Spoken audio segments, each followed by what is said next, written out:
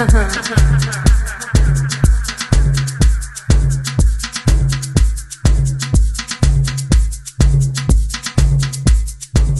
what's up, world? It's Silly Girl Carmen, and we are back with another episode of Wonderful.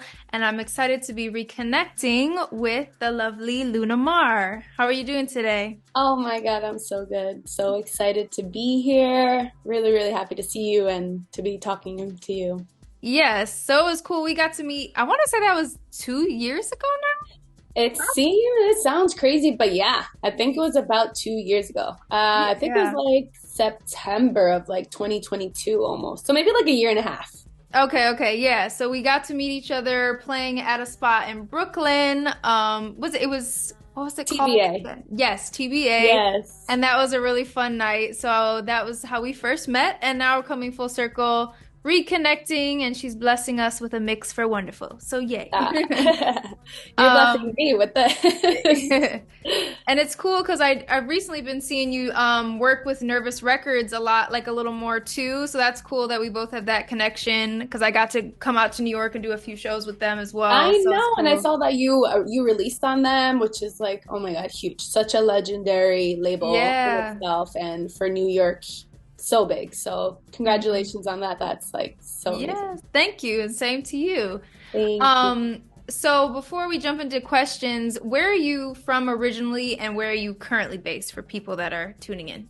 So originally, I was born in Connecticut, but I am based out of Brooklyn, New York. So Nice. yeah, the How best New York how is the long have best. you been in Brooklyn? I would say about 5 years now it's been. Okay. Yeah. Cool. So how long have you been a DJ and what got you started with that? So I started DJing maybe around like 9, almost 10 years ago. And I feel like obviously the scene has changed so much. We are seeing so many like female faces and like women DJs, which is like such a beautiful, beautiful thing. But I feel like even only like about 10 years ago, you didn't really see many females like out playing. Um, and really, it started like after I graduated college. So it was like something new to me, and I like met this friend group, and I was still in Connecticut at that time, so we were literally driving to the city, and they were kind of just like teaching me because they were into the scene. And from there, I was just like fell in love. I was going to see Louis Vega on Wednesdays at CLO, so that was such a like so moving. And then got into knowing more people and like all these females, and that's really how I just the love for it started. And um, from there, you make connections, you meet people, and I was like, hey, like I really, truly love this. I really want to do this. And Nice. yeah. Cool.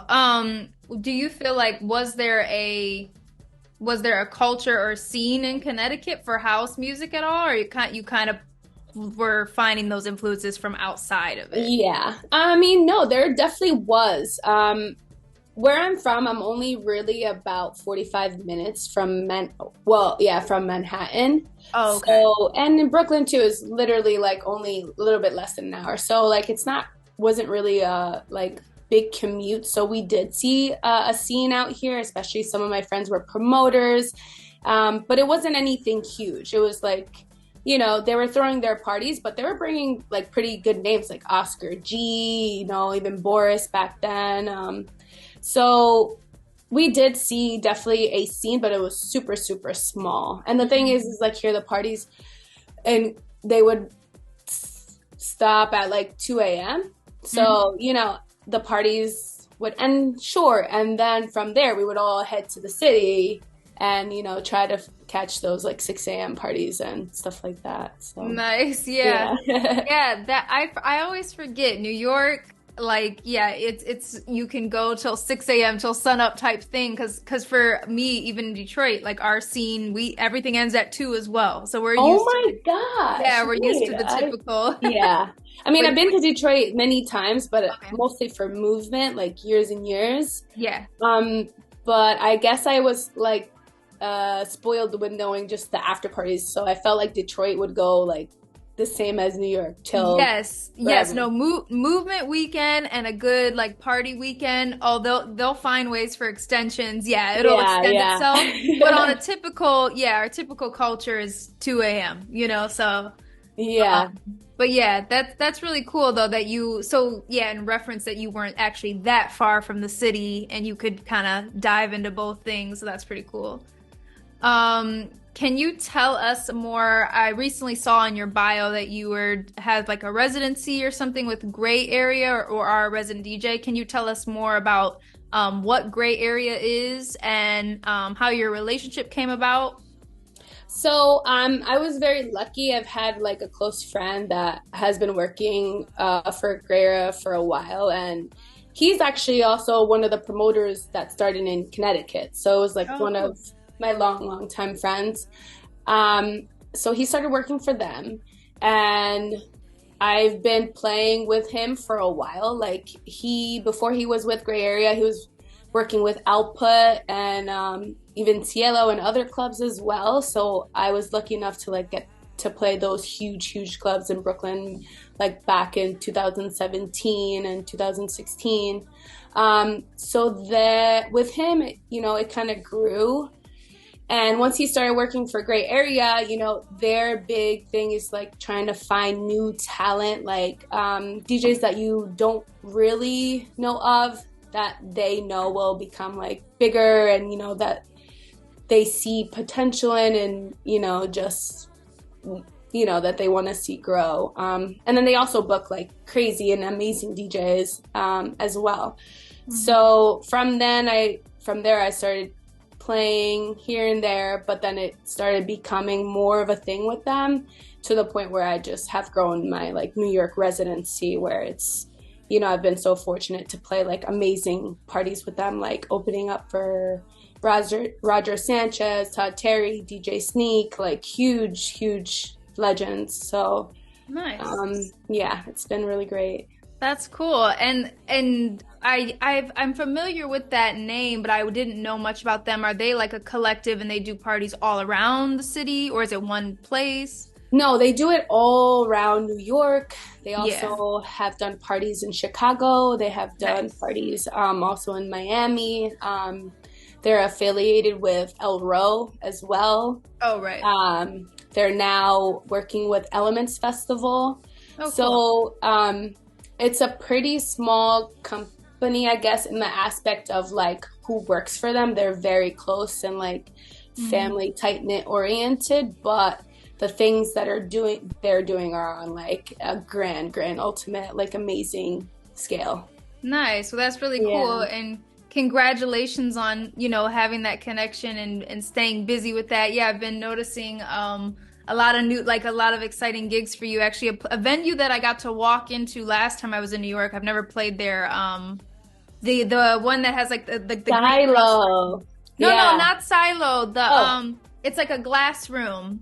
Oh, Superior Ingredients? Yes. So Yeah. I went in there before our show at TBA, and I was like, oh, I like this room because I just Oh my like God. the openness of that. And I saw you were Yes. playing there recently. Yeah, so that club actually used to be Output, which was like, Oh, have you heard of Output?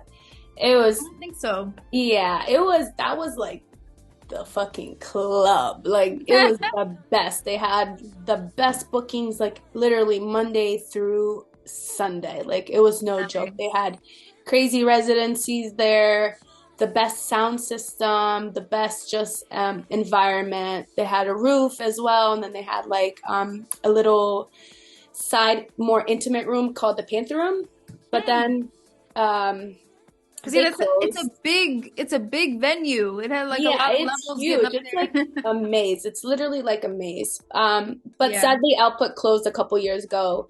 Um, but they just opened up a new place there called Superior Ingredients. So it's more of an event space now, like, Okay. mainly, but they're rocking like crazy there, like shows inside, outside as well. So it's kind of like keeping the what is the word I'm looking for? Like the thing alive, the old Yeah. Output alive, I guess. Okay. And I have the club you just mentioned. I did get to play at Silo, so you played at Silo as well. No, actually, I haven't played at Silo Oh, yet, okay, but okay. I'm playing at Silo for Mike Nervous's birthday party in like 2 weeks. Yes, I Yeah, did just so see that. that's Okay. it. That's a very exciting gig, and that's coming up too. Yeah, that's a cool spot. So that will be really fun. Totally. Um, so this leads me to my next question. Do you have a favorite venue in New York? Like what's or even maybe a past spot that you used to go to when you were younger? Like Yeah, was so great. I would hands down say Cielo, NYC in the meatpacking. So Mm, Cielo was a very small, intimate room, but it was the best sound system in all New York, hands down. That's where Louis had his residencies every Wednesday for like years and years and years. nice. Also, like Tony Touch had like Tuesdays there. Francois K had a residency there. So all these like amazing DJs. It was like everybody knew Cielo. It was like the best room in New York for sure, hands down. Mm. Still to this day, I still miss it so much. But I was lucky enough to get to play there for my birthday a while back before they closed. So that was like such a like dream come true to play there, and it was such a beautiful room. Best like feeling and like atmosphere. It was so Nice.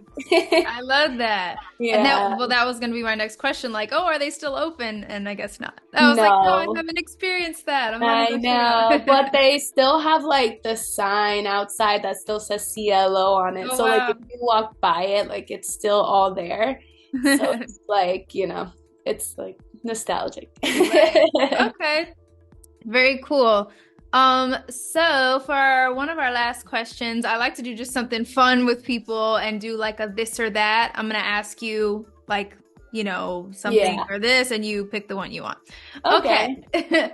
So, in the summer, a day well spent, would you rather be on a picnic in Central Park or at a street festival in Brooklyn?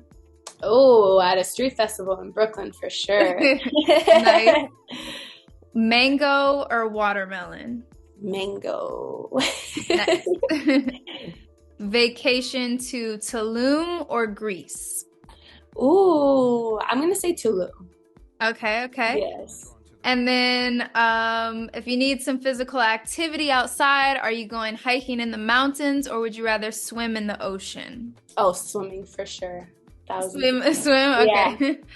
Nice. Well, that was all for those questions. Do you have anything exciting that you're looking forward to in 2024? Like, are you working on music or just shows? What kind of stuff are you up to next for this year? Yeah, I've definitely like have been working really hard on producing.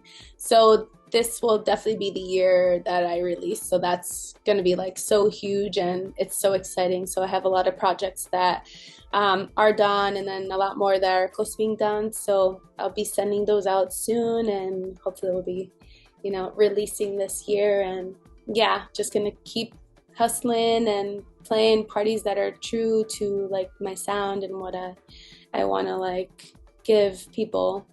So Nice. yeah, it's gonna be a great year. Good, good. Awesome. Love to hear that. Well, we look forward to hearing what you're creating, and I can't wait for people to hear your mix. I started listening to it, and I was already loving some of the selections. I gotta finish it today. So Yeah. I always love hearing like everybody's, style, just and then finding songs that I'm like, ooh, I have that song, I love that song, or just like Yes. something new I've never heard. It's always Love cool it. to listen to the music we love. So thank you so much for coming on here. And hopefully I'll see you soon in New York or wherever in the world. I hope so. Thank you so much. I had really fun.